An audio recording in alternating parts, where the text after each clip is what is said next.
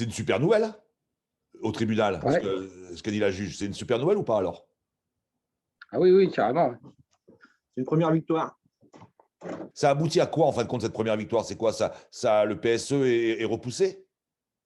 Non, en fait, il nous devait des documents sur les données économiques, pardon, par rapport aux orientations stratégiques, et ça faisait partie intégrante de l'accord de méthode. Et la juge nous a donné raison, comme quoi les documents, on ne les a pas eus, et que notre expert comptable n'a pas pu faire un rapport détaillé pour justifier la raison économique du PSE. Et du coup, elle ordonne la direction à fournir ces documents. Donc, le point de divergence qu'on a avec la direction, c'est qu'eux, ils estiment que c'est à part de l'accord de méthode lié au PSE, alors que ces orientations stratégiques 2020 sont partie intégrante de l'accord de méthode et de fait du projet de PSE. Donc, c'est là-dessus où on a un point de divergence. Donc, la deuxième étape, là, c'est lundi après-midi. On a rendez-vous à Rouen avec la directe et on va leur faire part de tous ces éléments et qu'ils puissent. L'idée, c'est qu'ils puissent ne pas invalider le PSE au moins temporairement, le temps d'avoir ces documents. Oui, c'est ce qu'on disait l'autre fois. C'est qu'en gros, normalement, au moins jusqu'au mois de juin, attendre qu'effectivement, ils vous donnent le plan stratégique que Siemens a choisi de mettre en place. C'est ça. C'est ça ce qu'il faut. En fait, ce qu'il faut bien comprendre, et effectivement, ils ont raison, Antoine.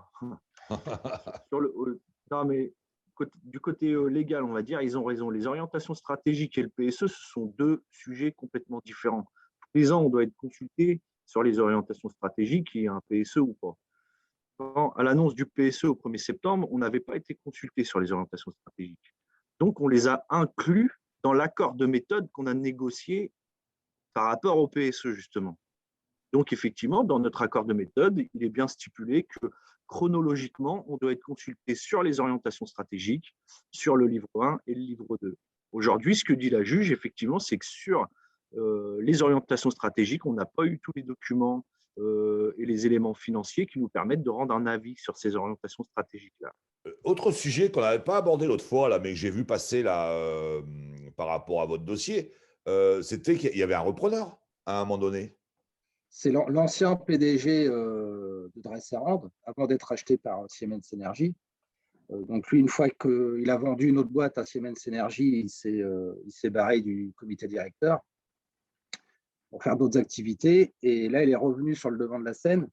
Et l'idée, c'était de reprendre l'activité en versant des royalties en pourcentage liés aux produits qu'on fabrique à Siemens Energy.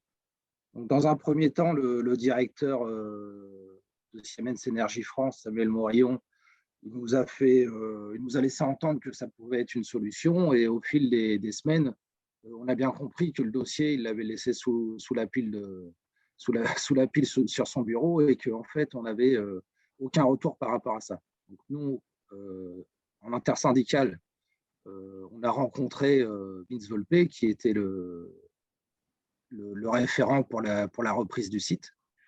Et lui, dans son idée, il lâche pas l'affaire. Sauf qu'aujourd'hui, Siemens Energy ne veut pas vendre l'intégralité de l'usine. Concrètement, en fait, on a deux grosses activités ici chez nous. Il y a l'activité de produits neufs et l'activité services, qu'on appelle donc service après-vente. En fait, aujourd'hui, dans ce projet de PSE, ce que Siemens dit, ils veulent arrêter la fabrication de compresseurs neufs chez nous pour transférer cette activité sur une autre entité, Duisburg en Allemagne. Mais ils veulent quand même garder l'activité services, donc service après-vente, mais que l'engineering, gestion de projet, tout ça. Le service après-vente, c'est quand même leur vache à lait, quoi. C'est ce qui leur apporte du pognon, c'est sur ce volet-là qu'ils font le plus de marge. Donc effectivement, ils ne sont pas vendeurs de cette activité-là.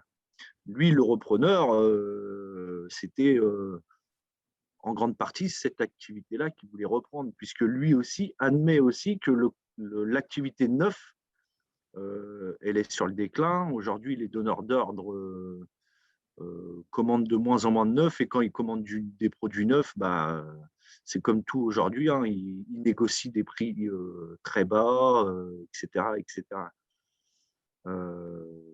malheureusement, Siemens Energy n'est pas vendeur de cette activité-là. Donc, on travaille toujours sur le dossier. Hein. On essaye toujours de leur faire prendre conscience que ça peut être une bonne solution. Mais voilà. Il y aurait moins, par rapport à ça, il y aurait moins de casse sociale? Ah bah oui, clairement. Lui, au départ, dans son projet, c'était, il voulait reprendre le site entièrement avec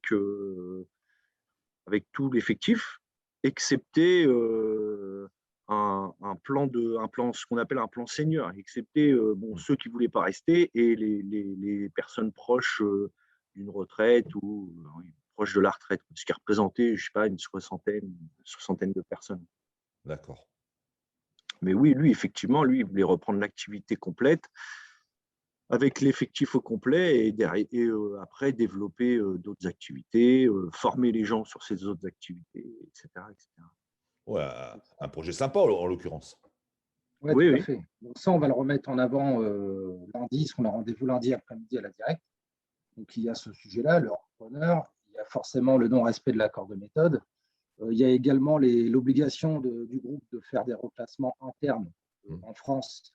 Et nous, on a une usine qui se construit sur le port du Havre d'éoliennes, de fabrication d'éoliennes, qui appartient à notre groupe. Et aujourd'hui, il n'y a aucun reclassement qui est fait dans cette usine-là.